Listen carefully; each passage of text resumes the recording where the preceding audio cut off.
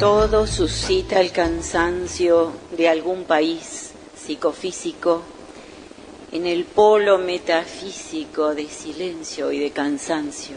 Un vaho de tiempo rancio historia la unción plenaria y cunde ante la arbitraria lógica de la extensión la materialización del ánima planetaria. Del insonoro interior de mis oscuros naufragios zumba, viva de presagios, la Babilonia interior.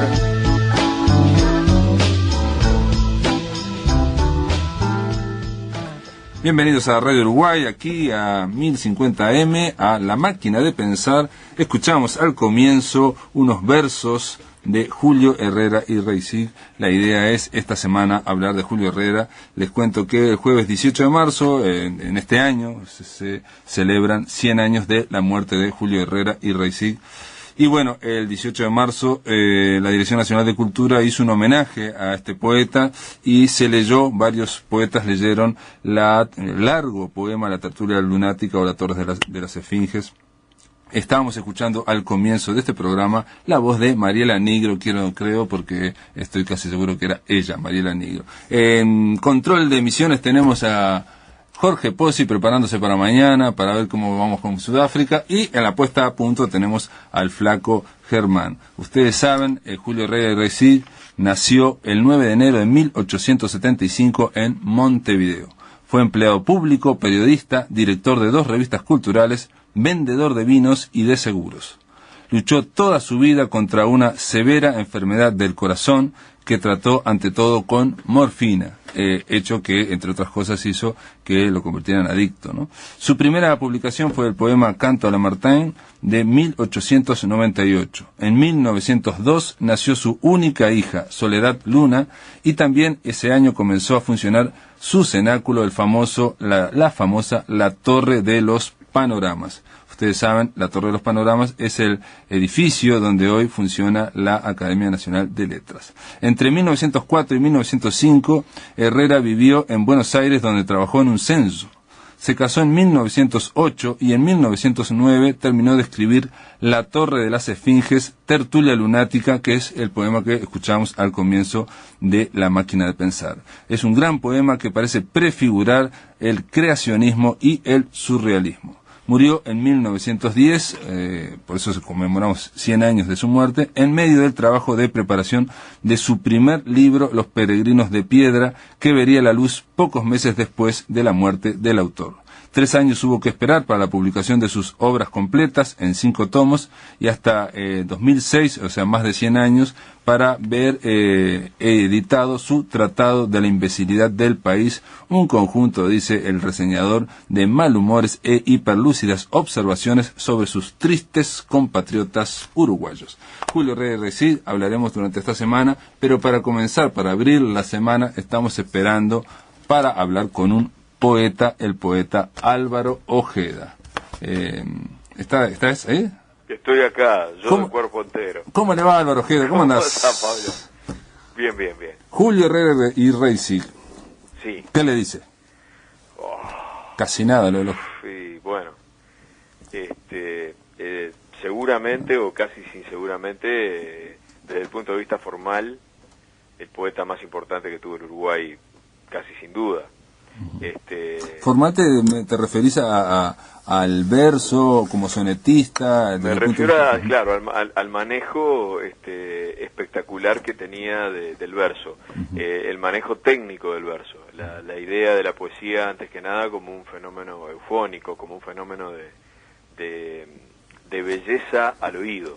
Desde ese punto de vista era perfecto, creo que trabajó casi todas las formas posibles que tuvo a tiro. Él tiene un famoso, que quizá tú ya lo hayas leído, tiene una famosa carta donde dice que un verbo le lleva no sé cuántas semanas, un sustantivo no sé cuántos meses. Es decir, era un poeta trabajoso, trabajado y formalmente exquisito. Eso, bueno, devenía de sus influencias parnasianas seguramente y de la influencia española también, por supuesto, que era muy importante. En el libro de Espina, Julio Rey Reysig, leyó que Rubén Darío dijo de él, digo, no digo textual, porque no lo tengo aquí, dijo que parece un hombre que le interesa más la música que el fondo, digamos. Bueno, eso es la herencia parnasiana, ¿no? La música ante todo, decían los parnasianos. Yo creo que sí, que le interesaba mucho la musicalidad del verso antes que nada. Entonces, como que formalmente, en una generación que tenía en el 900 2 o 3 poetas más que formalmente eran muy buenos, pues estaba Delmira, que era muy poderosa, María Eugenia, que era muy poderosa, y estaban los modernistas menores, ¿no? De los cuales Julio Herrera también abrevó mucho, Toribio Vidalbelo, e incluso los que estuvieron en una especie como de segunda división. En esa generación de gente que formalmente le daba mucha trascendencia a la poesía desde el punto de vista estricto de la métrica, del sonido, es sin duda el poeta más importante que tuvo el Uruguay, y creo que es un mensaje hacia el futuro, en una poesía que muchas veces es simplemente una acumulación enumerativa de oraciones colocadas en renglones. Julio Rey Reysig es un poco como un maestro a tener en cuenta.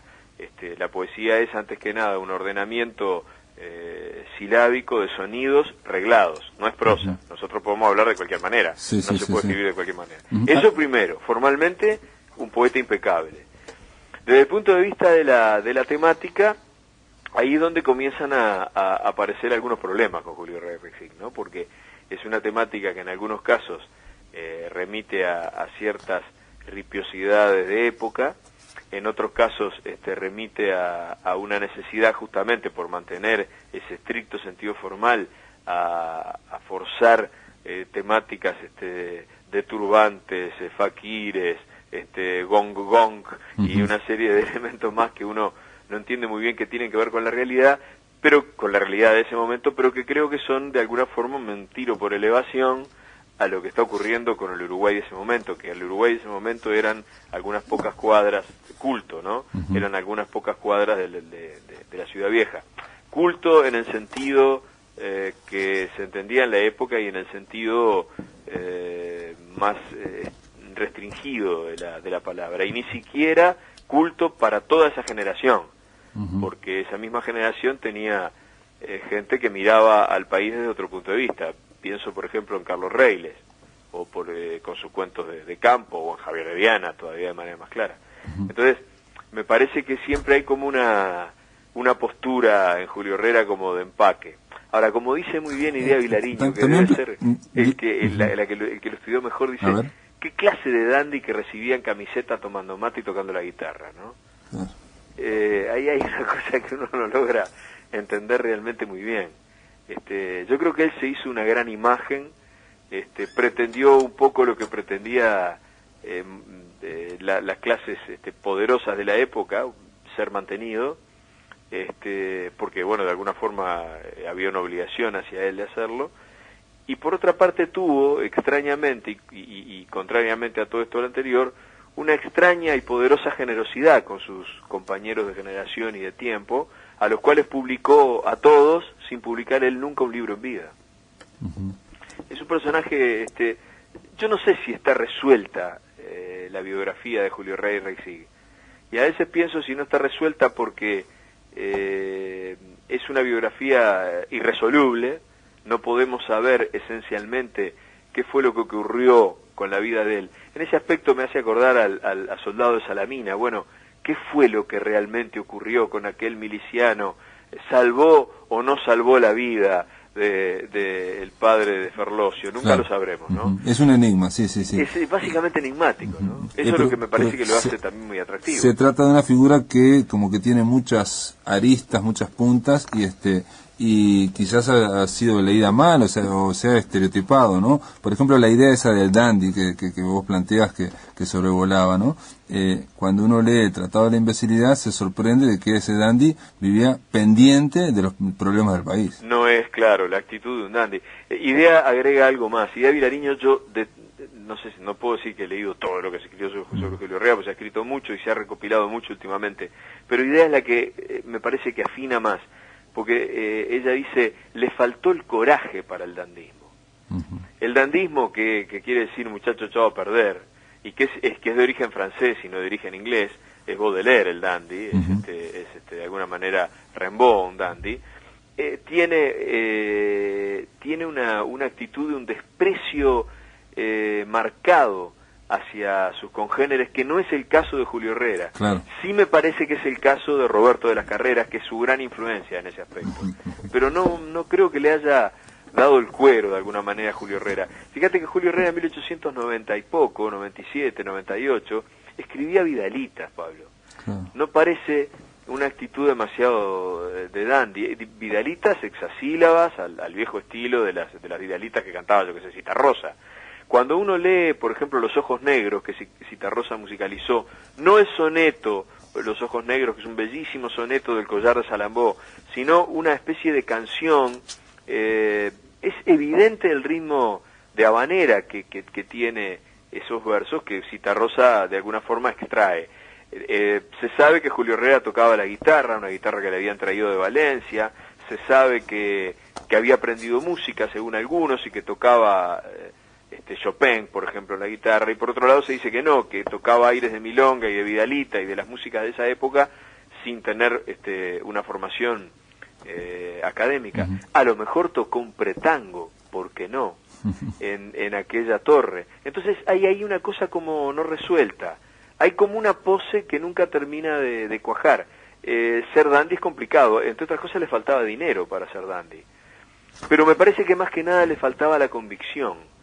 El loco Julio, Batata, como le decía la familia, no sé si era exactamente un dandy o era simplemente un individuo que se encontraba en desacuerdo con un país que no lograba entender demasiado, quizás porque no lo conocía mucho. Tú fíjate que viajó, que se sepa, a Minas, a Salto y se dice que a Piriápolis.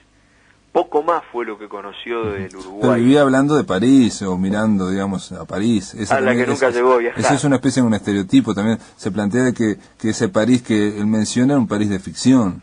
Claro, el París como París es el paraíso, decía él, ¿no? Bueno, es más, tenía una frase muy ingeniosa, porque también era un individuo muy ingenioso, aparte de todas las cosas que realmente escribió y que son bellísimas, ¿no? Con descripciones casi pictóricas y de profundo contenido poético desde el punto de vista de todo lo que nos agrega.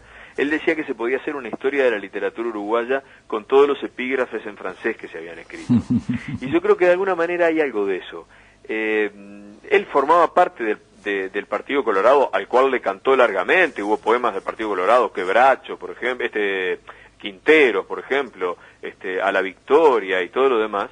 Y el Partido Colorado es un partido portuario que mira a Europa en esos años. Es muy claro que Julio Herrera Iobe, su tío, factotum de la fundación o de la refundación del Partido Colorado, tenía aquella famosa frase de yo me siento como el gerente de una compañía inglesa en América del Sur.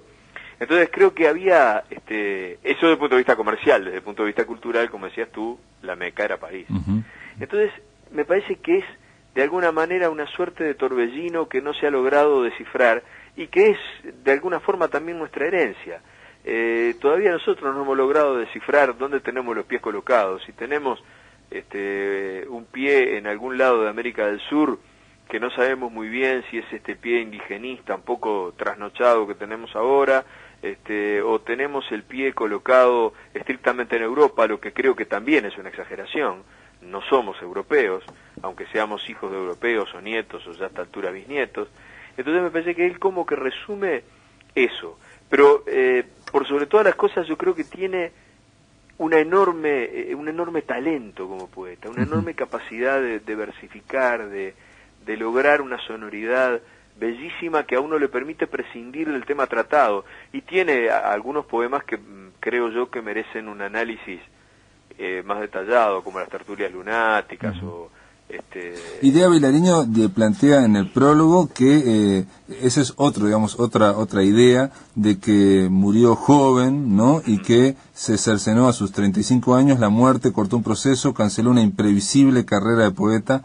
Poco antes de morir, prematura y tal vez inexplicablemente por un camino que no estaba en los mapas, publicó La Torre, ¿no? Un camino que quizás descartaría enseguida. Su próximo contemporáneo y último trabajo fue la Berceuse Blanca, el que a sus 35 años la muerte cortó un proceso, canceló una imprevisible carrera de poeta. Obviamente es interesante, no obstante, cuál es el metro, porque tenemos que hablar de un individuo que está demasiado preocupado por la forma. ¿Cuál es la métrica, la forma estrófica que utiliza en algunos de sus poemas? Y son décimas Spinella, décimas de payador, que sí, claro, las podría haber leído en los poemas de Vicente Espinel, que era contemporáneo de Cervantes, sí, a lo mejor los leyó, de allí viene la décima Spinella, pero que es mucho más probable que los haya escuchado en la ciudad de Montevideo, en la ciudad relativamente civilizada de aquellos años. Entonces, sí, ¿cuál es el camino? A mí me hace acordar a un poeta que está en las antípodas de él en algún caso, me hace acordar a cuál es el camino que hubiera seguido Lorca de estar vivo. Bueno, ¿cuál es el camino que hubiera seguido Julio Rey Reisig? Las generaciones que lo siguieron, que lo continuaron, casi inmediatamente dan vuelta a la pisada. Podemos decir que ese modernismo sobrevive de una manera diferente en Lugones, que muere, se matan 20 y pico de años después, que en el 35, 25 años después que Julio Herrera, muere con Darío, y lo que viene después es una especie de puente que es el ya pre-Vallejo. César Vallejo, sí. Que aparentemente lo había leído César Vallejo. Exactamente, Julio Herrera, ¿no? Vallejo reconoce una influencia directa de Julio Rey Reisig. Bueno, ahí está la otra cosa. La vanguardia, sobre todo la vanguardia, reconoce en Julio Rey Reisig el fundador de esa vanguardia, más incluso que en algunos casos que en Lautréamont o con Laforgue. Es una cosa un poco extraña.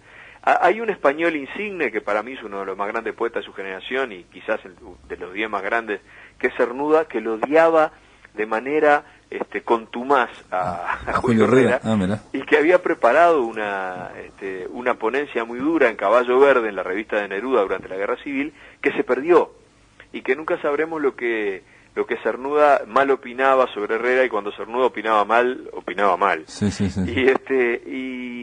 Y uno no logra entender muy bien por qué, porque Cernuda comparte algunos elementos con Herrera. Por ejemplo, escribe décimas bastante surrealistas, que tienen mucho que ver con la vanguardia. Neruda no, Neruda lo considera a Julio Herrera y Reisig. Es una cosa muy extraña. Y Vallejo, que el primer Vallejo es un postmodernista, digamos. Entonces, me parece que es un fenómeno muy emblemático del Uruguay, un país con raíces un poco en el estuario, un poco en el océano, quizás con algunas cosas metidas en su territorio, y que no logra encajar demasiado bien, pero que tiene buen oído, y que logra hacer cosas bellísimas con ese oído, ¿no? Bueno, muy bien, Álvaro Ojeda, te doy las gracias por haber empezado esta semana, a hablar de Julio Herrera y Reisig. Ayer estuvimos hablando con Eduardo Espina también. La idea es dar un pantallazo de un poeta que no resulta fácil de abordar. Yo creo que no resulta fácil, pero bueno, aquí estamos intentando, ¿no? ¿Sabes qué? Yo aconsejaría muy modestamente, es que se dejaran llevar por el sonido. Si vos escuchás hay un verso que siempre lo recuerdo en el atardecer, los toques naranjas del atardecer de Julio Rey Reisig, es imposible no recordarlo cuando uno está en verano en una playa, el ocaso ha puesto largos toques naranjas. Hay que dejarse llevar por la descripción, es como ver un gran cuadro, es horaciano, así como la pintura, así es la poesía, decía Horacio. Yo creo que desde ese ángulo uno se mete con gran tranquilidad y es bellísimo escucharlo. Muy bien, te mando un abrazo, Álvaro. Un abrazo, Pablo, chao. Seguimos después de la pausa con Ramiro Sánchez. En el aire de Radio Uruguay, La Máquina de Pensar.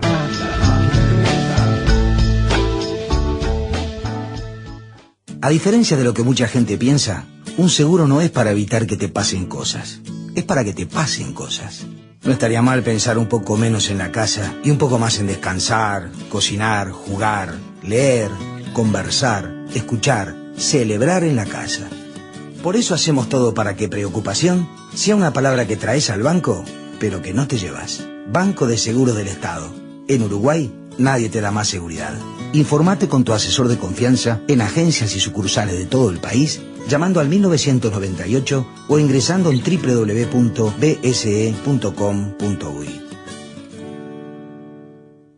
Compromiso Producciones Culturales presenta el lanzamiento del proyecto Todos Bajo Sospecha y anuncian el ciclo de funciones en Montevideo de Algo Habremos Hecho, un informe actuado. 17 de junio, auditorio del PIT-CNT. Funciones, jueves 24 de junio, 1 de julio, 8 de julio, 21 horas. Teatro de la Asociación Cristiana de Jóvenes. Colonia 1870. ¡Póngale el hombro al Uruguay! Apoyan Unión Europea, PIT-CNT, AEU, Puente al Sur, El Abrojo. Todos los lunes, a partir de las 21 horas, Radio Uruguay abre un espacio para mirar la realidad desde otra perspectiva. Bancada Femenina. El aporte y la visión de las mujeres que ocupan cargos de representación a nivel nacional y departamental en el debate de los temas que marcan el presente y el futuro de nuestro país. Bancada Femenina. Con la conducción de Magela Camelo, todos los lunes a partir de las 21 horas por Radio Uruguay, 1050 AM y su repetidora en Colonia, 103.9 FM. Bancada Femenina. Con otra sensibilidad. Para todo el país.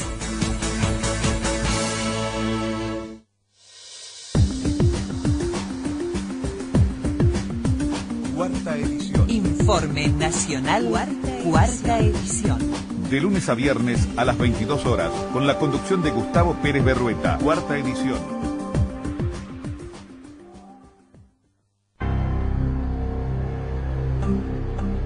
Somos Radio Uruguay, 1050 AM, Montevideo, Uruguay, con su repetidora 103.9 FM en el departamento de Colonia.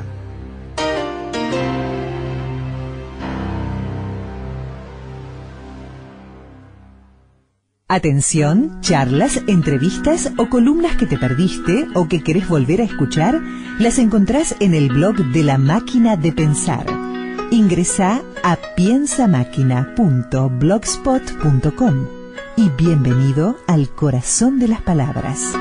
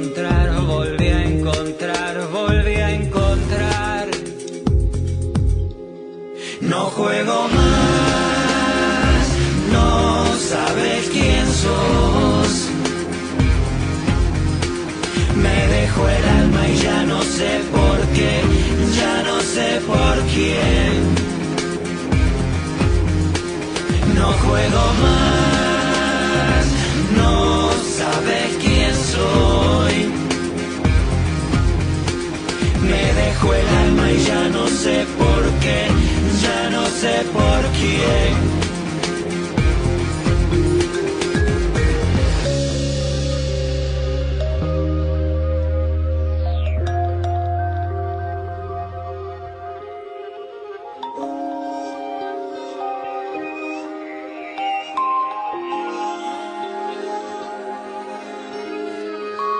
Despierto cada día de mi vida, intentando encontrar cosas reales, cosas simples, personales. No tenía idea de que podía romper este vidrio oscuro que me rodea. No me pidas que salga de aquí, si vos nunca te animaste a entrar por mí. Despierto cada día de mi vida, con la impresión de que tengo una buena razón para buscar dentro de mí todo lo que hoy soy y una vez perdí. Sé que existe otra manera, sé que todo lo que pasa no solo pasa afuera, y es por eso que me voy al mazo, afino el tino y hago una cita con mi propio destino. Cada día de mi vida, cada día de mi vida. No juego más, no sabes quién sos, ni sabes quién soy. Me dejo el alma y ya no sé por qué, ya no sé por quién. Cada día de mi vida. No juego más, no sabes quién soy, ni sabes quién soy. Me dejo el alma y ya no sé por qué, ya no sé por quién. Cada día de mi vida.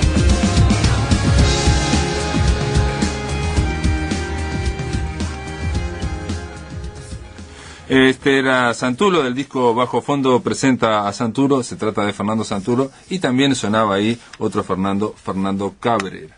Estamos recibiendo, valga la redundancia, porque ya lo recibimos. Me van a terminar echando. Estuvimos hablando. Ramiro Sanchilla ya hizo una especie de abono acá de la platea. Bono. Y viene en distintas, con distintas disfraces, ¿no? Su poliédrica personalidad viene con distintas versiones. En este caso viene como, la versión de Sanchís, antólogo.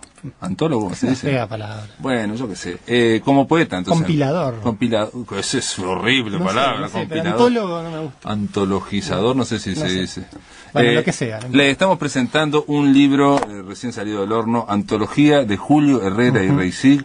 La acaba de editar Estuario, recién está de la semana pasada en las librerías, y es una forma de tener de primera mano la poesía de Julio Herrera, que no siempre circula o es tan accesible. Sí, creo que en algún momento, medio con Martín Fernández, el editor, el dueño de la editorial, que en cierto modo como que constatamos que no era fácil encontrar la poesía. Hay ediciones, hay una muy buena que es un poco la que más me sirvió para hacer el establecimiento del texto, que es la de la colección Archivos.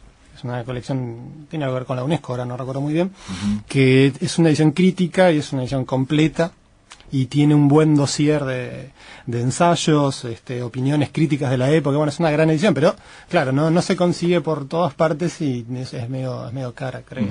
Por ejemplo, el libro de Eduardo Espina, Julio Herrera y Reisig, Prohibida la entrada a los uruguayos, al final hay un apartado donde hay también una antología pero mucho menor, ¿no?, de poesías de Julio Herrera, sobre todo porque está bueno porque él se refiere a esos poemas y que uno pueda leerlos totalmente, no puede, no solamente los fragmentos que él comenta, que le elige. Sí, lo noté, fue una de las cosas que cogí del libro, porque todavía no lo he mirado, lo tengo para leer, y supuse lo mismo que vos, que era un poco él se refería, incluía al final in extenso los textos a los que se referían. La idea es de acercarle a la gente la poesía, que de última es lo más importante en esto que estamos hablando, ¿no? Incluso con respecto al Tratado de la Imbecilidad, que fue tan famoso, después yo hablando con la gente especialista en Julio Herrera, todos quieren hablar de la poesía de Julio Herrera. En realidad casi nadie quiere hablar de Tratado. Es complicado eso, Pablo. Hay un Julio Herrera que es el Julio Herrera que de algún modo fue el que ingresó ahí más o menos al canon, que es el poeta, y es un poco lo que decía Ojeda, que estoy muy de acuerdo con algunas cosas que dijo y quizá no tanto con otras, o habría que buscarle. Sí estoy de acuerdo con lo que él dijo sobre Herrera, Julio Herrera, como una personalidad a descifrar o indescifrable, si se quiere, un enigma.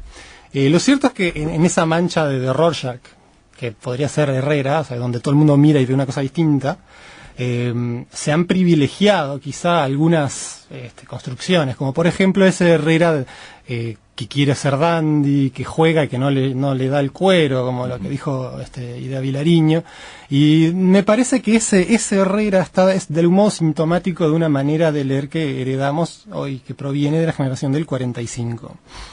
Posiblemente, si tomamos el Herrera que construye o señala la biografía de Aldo Mazzucchelli, ahí tenemos otro Herrera.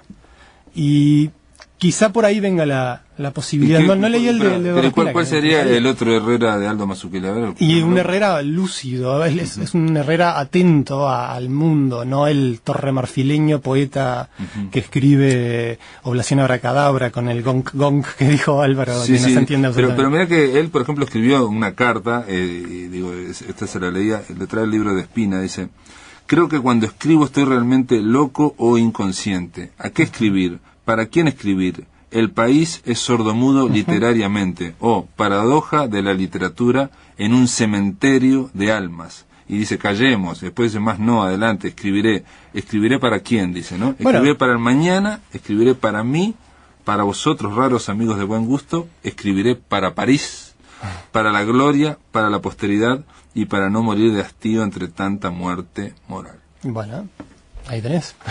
No, hay una observación o una pose de una observación o un personaje que él genera, son muchas cosas. Es como dijiste, es un poliedro de distintas imágenes de... Sin duda. Y pero si vemos, yo creo que esa carta incluso puede ser tomada como ejemplo, pero si vemos el tratado, si vemos incluso buscando en sus revistas, él editó 2 revistas, incluso en las cartas que ella escribía en la necesidad, cuando estaba muriendo de hambre, básicamente. O sea, él era una persona que en realidad estaba sumamente atenta a ese entorno, y si su conclusión era que vivíamos en una toldería de Montevideo, de tonto video, sordo mudo literariamente. Sí, bueno, pero eso fue su conclusión, no quita que no haya prestado atención. De hecho, sabes, Pablo, que del modo pasa lo mismo con otro gran poeta, que es Stéphane Mallarmé, que tiene, si se quiere, un elemento en común muy importante, que es un poco lo que decía Álvaro, que tiene esa hiperatención a lo musical. Bueno, Mallarmé también es un heredero de los parnasianos, es un simbolista, es una corriente, quizá él no fue simbolista en el sentido que lo fueron otros seguidores de la corriente, pero de algún modo es el iniciador. Y bueno, lo que tenía Mallarmé fue que también fue leído desde ese punto de vista hiper torremarfileño, y tuvo que esperar hasta los años 70 o 80 para que surgieran lecturas de sus poemas tan herméticos, o más herméticos que los poemas de Julio, para quizá encontrar otro tipo de observaciones, ¿no? Y otra atención. Bueno, está claro que lo de torremarfilista, está claro que no era tan así, porque si se escribió un tratado de 600 páginas analizando el país y dedicándose a criticar, Pablo, a los uruguayos. Un tratado que fue inédito en gran parte, que estaba durmiendo en un archivo en la Biblioteca Nacional, que nadie se había tomado la molestia de... Hay, sí, pequeñas ediciones, como había un libro que se llamaba El pudor y la cachondez. Sí, en los 90. En los 90, que fue gente que un poco se atrevió, bueno, pero estamos hablando igual de una mínima parte. En su momento, cuando... Y eso es sintomático. Sí, bueno, eso aparentemente una de las excusas era que le querían cuidar al poeta y que el tratado no estaba a la altura sintomático y bueno, yo creo que no sé si es una obra que está a la altura de la poesía, el Tratado de la Imbecilidad. Digo porque cuando hablo con la gente especialista, todo el mundo quiere hablar de la poesía básicamente, y no tanto del ensayo, que es un ensayo grande y que es una especie de arte de injuriar a los uruguayos. Pero es brillante, el humor, la lucidez. Es una gran broma de 600 páginas. No sé, también se jugaba a decir cosas. Claro, una gran broma con un humor salado, porque insulta de la y bueno, 600 formas distintas. Lo que decís es así, si no se atrevían o pensaban que eso iba en desmedro de un poeta, el problema estaba en ellos, los que estaban encerrados en la torre eran ellos. Bueno, éramos nosotros. Julio Herrera se plantea, entre otras, para hablar de la poesía en 3 minutos, exotismo, erotismo y misticismo. Como las tres. El exotismo tiene que ver porque ahí andan cosas de Arabia, cosas de la escuela, ¿no? de Francia. Claro, pero hay una cosa muy interesante que se señala, me voy a consultar porque no me acuerdo quién es exactamente. Bueno, es el tema de cómo Herrera potencia, exagera y radicaliza todas las tendencias del modernismo, que sigo sin encontrarlo. No importa. No importa. Shurkevich. Saúl Shurkevich. Exactamente. Él dice en un estudio muy interesante que señala eso, que tenemos obviamente una escuela que es el modernismo, tenemos el parnasianismo, tenemos incluso el romanticismo tardío con sus primeros poemas, y Herrera lo que hace es llevar todo eso a su más allá de su conclusión lógica, ¿no? O sea, todo está radicalizado. Entonces creo que una cosa que no podemos perder de vista, y es cierto que la poesía de Herrera se apoya ante todo en ese juego formal, en los sonidos, lo que decía Ojeda, con mucha razón, sí, en la música, en la musicalidad, como los parnasianos, Verlaine, etcétera. Pero hay un intento que podríamos llamar hasta experimental. O sea, hay La tertulia lunática o Torre de las Esfinges, me parece, es junto a Trilce y quizá el libro, me refiero, ¿no? Y probablemente Altazor y algún texto que se me está escapando. Es uno de los textos más radicales de la lengua castellana.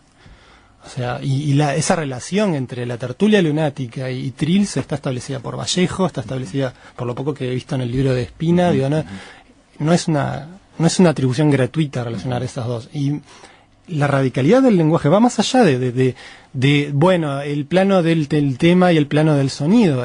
Yo creo que una de las cosas que no ha habido es alguien que se atreva o que realmente haga el esfuerzo. No he leído, por supuesto, ni la 10ª parte de la crítica de Herrera, he leído algo, no todo, pero buscar realmente vencer ciertos prejuicios sobre la tertulia lunática, sobre lo absurdo, sobre la metáfora por la metáfora, el juego de palabras para buscar rimas exóticas, y yo creo que hay algo mucho más dentro de eso.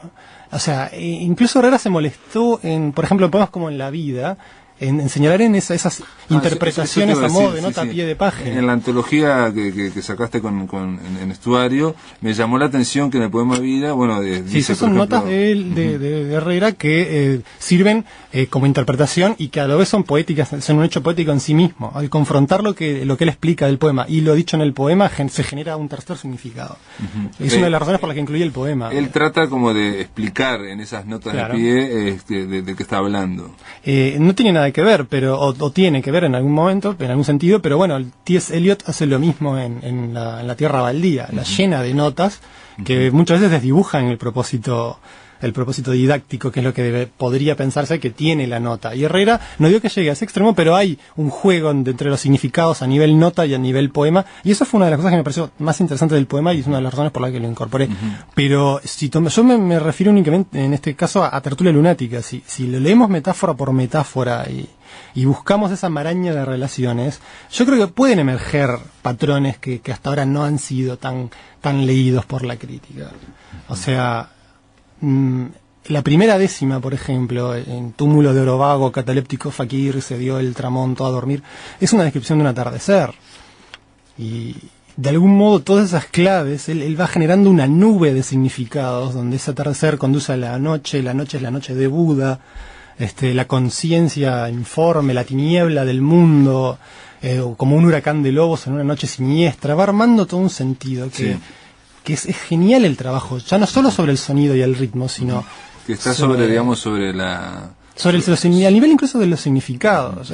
Es el tipo de constelación que generaría, por ejemplo, un Finnegan's Wake, otro texto radical, obviamente no de la lengua castellana, sino de ninguna. Aquí en un momento de la vida dice en unos versos, dice: a 100 quimeras del mapa y del término algebrista llegué a la más honda etapa de mi excursión fatalista. Y hay una llamada que dice 20 y vamos a la llamada, dice 20: glacialidad, parálisis, Buda, Schopenhauer, fatalismo, Poe, Satán. Y bueno, con eso va ampliando el horizonte hasta el infinito. Muy bien, Ramiro Sanchís, quedó hecha la presentación. Antología Julio Herrera y Reysig es una antología de la poesía de Julio Herrera que editó Estuario y que está prologada, hay un estudio preliminar de Ramiro Sanchís, lo mismo que Las Solapas, donde hay una breve reseña de su vida. Bueno, Pablo, como siempre, gracias, nos veremos.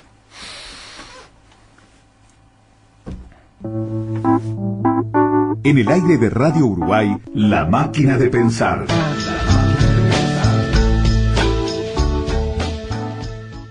En República FAP llamamos a gente como Laura. Hola. Doctora en una mutualista, para informarla. Sí, rápido, decime. Cada uno da lo que recibe. Ajá, ¿y cómo es, a ver? luego recibe lo que da. ¿Pero no hay otros costos? Nada es más simple, no hay otra norma. ¿Y la plata sigue siendo mía? Nada se pierde, todo se transforma. Hablemos. Con tu compromiso más el nuestro, vas a lograr la mejor jubilación. República AFAP. Más rentabilidad. República AFAP. Gana un país. Premios anuales de literatura. El Ministerio de Educación y Cultura invita a participar de una nueva edición del concurso literario más importante del país. Este año se otorgarán más de 1.500.000 pesos en premios y la edición de las obras ganadoras del primer premio del rubro inédito. Por bases a información, www.mec.gov.uy o en www.cultura.mec.gov.uy. Organiza Área de Letras de la Dirección Nacional de Cultura del MEC.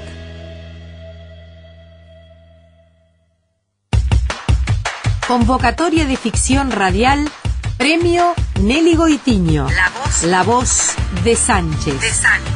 Concurso de guión a partir de la vida y obra de Florencio Sánchez. Convocan Programa Laboratorio, Instituto Nacional de Artes Escénicas, Dirección Nacional de Cultura del MEC, en coordinación con Radiodifusión Nacional, SODRE. Busca las bases en www.cultura.mec.gov.uy y en radiouruguay.com.uy. Por contacto, laboratorio.mec@gmail.com. La voz de Sánchez. Hola, soy Andrea Davidovich, actriz de la Comedia Nacional, y te invito a ver Roberto Zucco, de Bernard Marie Coltés. Dirección, Alfredo Goldstein. Teatro Solís. 19 únicas funciones. Comedia Nacional. Temporada 2010.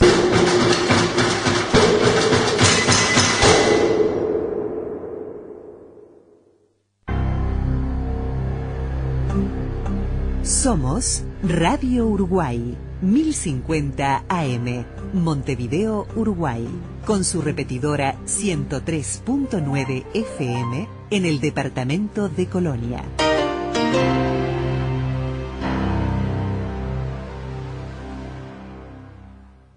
Atención, charlas, entrevistas o columnas que te perdiste o que querés volver a escuchar, las encontrás en el blog de La Máquina de Pensar. Ingresá a piensamáquina.blogspot.com y bienvenido al corazón de las palabras. Muy bien, estamos recibiendo a un poeta visual o artista visual, Ricardo Boglioni, aparte es periodista de La Diaria, es compañero de Ramiro Sánchez. ¿Cómo andás, Ricardo? Bien, gracias. Ricardo Boglioni, sos italiano, pero vivís acá en Uruguay. Sí, desde hace unos años, 4 años. Y hace un par de meses sacaste, o el año pasado. Un poco más, ¿no? Sí, en diciembre del año pasado. Ritmo de Fill in the Blanks es el libro, tu libro, Ricardo. Sí.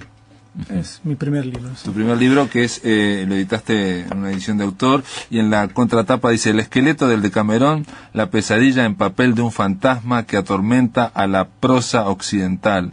Y después continúa en italiano: lo scheletro del Decamerón, l'incubo su carta di un fantasma que atormenta la prosa occidental.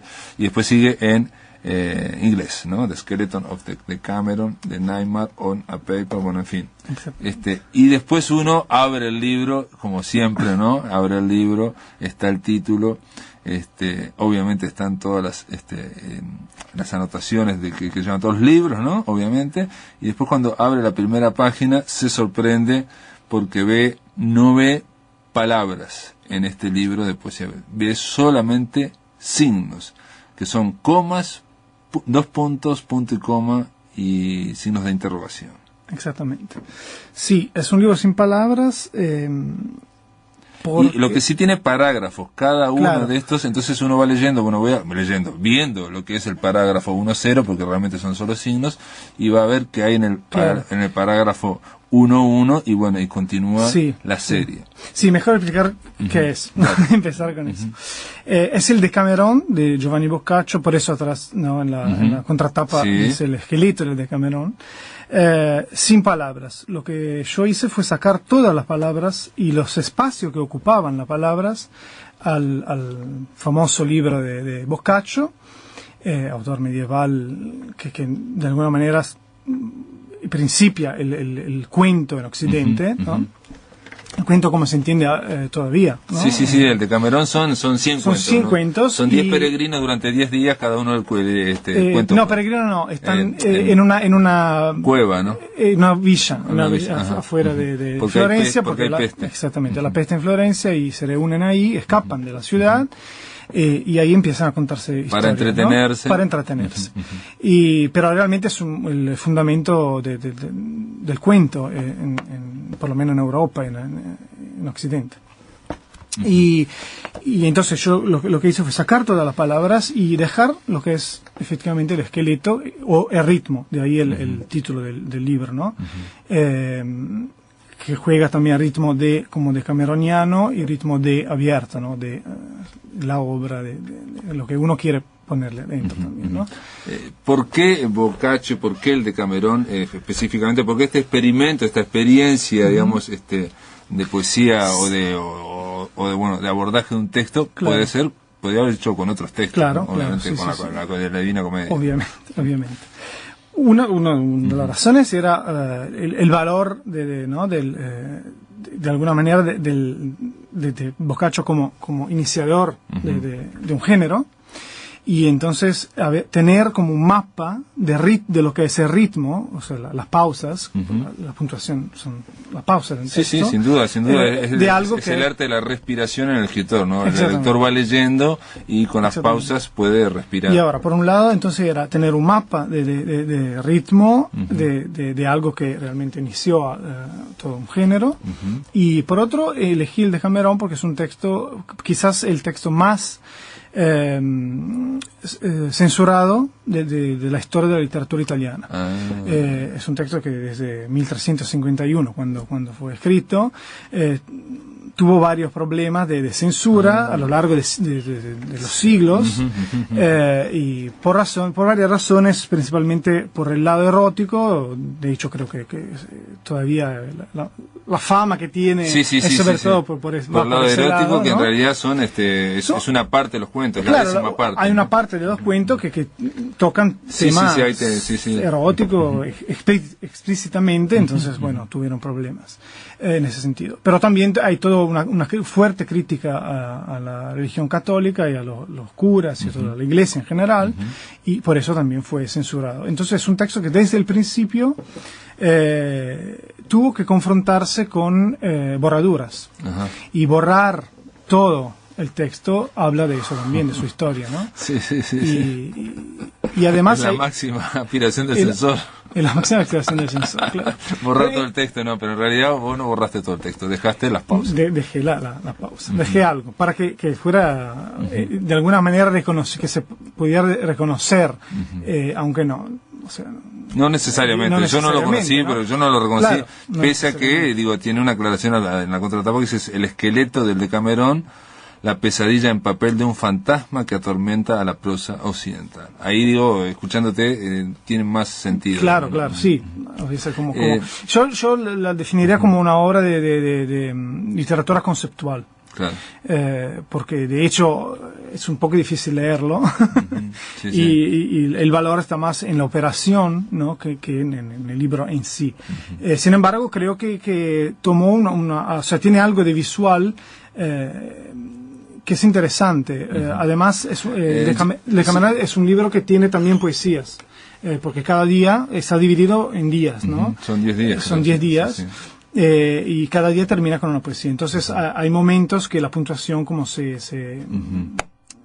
reduce, porque claro, son versos y no es prosa, entonces le da como movimiento visual que es... Y en este caso, al poner solo puntuación, desaparece la poesía, ¿no? Desaparece la poesía también, pero la poesía tiene puntuación, entonces cambia la forma de la puntuación. Entonces eso da como un movimiento más, ¿no? Algo que se parece bastante a una constelación, ¿no? Se parece a muchas cosas, Ricardo. Sí. Lo primero que me hizo acordar a mí es a las tarjetas perforadas de la computación, de la informática. Me hizo acordar eso, ¿no? Claro, después uno cuando lo va tratando de leer, en mi caso como yo, te había entrevistado, sabías que estabas en el tema de lo visual o de lo conceptual, un detalle cuando uno lee poesía visual es que no sirven los métodos habituales, y la otra es que no sirve querer apurar para ver de qué trata la cosa, ¿no? O sea, en realidad la poesía conceptual es una experiencia. Es una experiencia. Es una experiencia. Sí. Entonces, más generadora de ideas en el lector quizás que otros textos, o por lo menos esa es su ambición.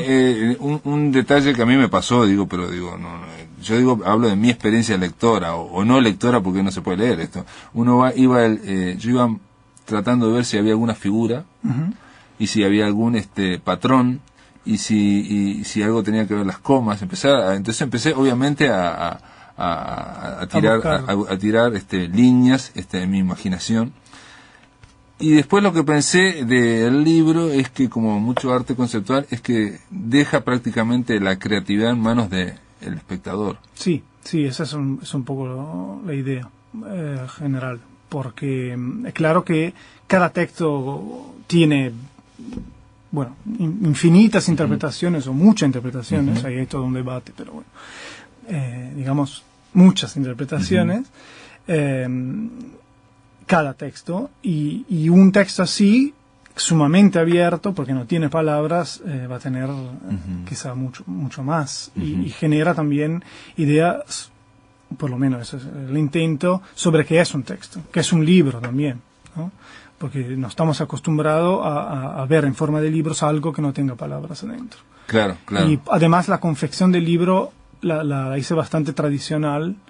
No es un porque hay libros de artistas, ¿no? Claro. que tienen tamaños raros o formas raras, diferentes, más apaisados, que juegan también con la forma del libro y con los colores de las páginas. Mi idea era tener un libro que apareciera como un libro normal, pero al abrirlo es muy radical, obviamente, un planteo súper radical en el sentido que es un libro, pero que no tiene palabras y que tiene solo puntos, repito, comas, signos de interrogación. Y si uno no sabe, en mi caso, que yo no sabía, claro, está aquí, ¿no? O sea, claro. Ahí se reduce porque cuando uno llega a una página donde había una poesía, digamos, lo que queda es solamente una columna muy estrecha, estrecha de comas, puntos, punto y comas, punto y comas, que parece una pavada, pero no es una pavada, porque uno, si no sabe eso, lo sorprende, ¿no? Claro, o sea, claro. En general, la poesía conceptual también te lleva hacia los bordes, hacia el blanco, ¿no? Y por algo ritmo tiene el subtítulo Fill in the Blanks. Fill in the Blanks, exactamente. Claro, el blanco ahí toma como una posición dominante, ¿no? Que es algo que tiene una tradición también en este tipo de experimentos. Sanchís hablaba de Mallarmé. Mallarmé es el primero que juega con el blanco de la página, ¿no? Yo me acordaba de Ernesto Cristiani, no es lo mismo, pero en estructuras también hay es muy importante el blanco en esos poemas pequeñísimos, y uno está mirando, la mirada automática de uno se va hacia el blanco para tratar de buscar significados donde no encuentra las letras, ¿no? Exactamente. Y es algo que por lo general leyendo un libro normal, no se nota, ¿no? Parece no jugar ningún papel en la lectura. Pero sin embargo, cuando uno hace una operación de este tipo, se ve como el soporte. De todas formas, Ricardo, todas estas expresiones a mí siempre me parecen en las cuales se genera o se deja para que la creatividad vaya para el lado del espectador, digamos, y no el artista, ¿no? No es que lo convencional o lo frecuente es que uno va a consumir o a experimentar la creatividad del artista, no al revés, digamos, ¿no? Sí. Eso no habla de una crisis también. Sí, claro. Sí, salir con un libro sin palabras, sin duda, sí, refleja también una crisis, creo, general en la literatura, no digo uruguaya para nada, pero digo mundial, tal vez, donde quizás hay demasiadas palabras impresas, ¿no? Otra cosa que me hizo acordar, y vos reseñaste en la diaria, una experiencia que fue reciente de una artista que lo que hizo fue ponerse sentada durante una semana y estar 8 horas sentadas durante una semana, todos los días, 8 o 12 horas, mirando gente. La gente se sienta adelante. Es una obra de Marina Abramovic, que es una artista serba, y que acaba de terminar ahora, hace recientemente, pocos días, sí. En Nueva York. Y sí, donde ella es una performer, es una artista de performance, y ella sí, se sentó durante 2 meses y medio en el MoMA de Nueva York todos los días, con el horario del museo. Sí, unas 7 horas, 8 horas, no sé cuánto, o 12 horas. Se sentaba frente a ella. Tenía una silla vacía enfrente y la gente hacía cola para sentarse. Y se podía quedar el tiempo que deseaba, o sea, unos minutos, unas horas, y claro, enfrentando su mirada, que era una mirada bastante difícil de enfrentar. Sí, y hubo gente que se ponía a llorar o gente que no aguantaba. Claro, reacciones de cualquier tipo. Claro, en un cierto sentido, una cara que te mira, o que mira al vacío, porque en realidad sus ojos no parecían mirar a la persona, sino a todo lo que tiene enfrente. Yo cuando leía... Es como poner un poco una hoja en blanco, ¿no? Exacto. Y es como, digamos, enfrentar al espectador consigo mismo, y de alguna forma, por eso digo que es una crítica radical, es el artista decir también, me parece a mí, bueno, ya no hay modelo, ya no hay nada que decir, o hay poco como, ¿no? Sí, hay para mí que manipular lo que ya está dicho. De hecho, agarré un texto que ya existía, ¿no? Y me parece que la literatura que va por ahí puede generar textos interesantes, ¿no? Relecturas más que escrituras nuevas. Hay una tendencia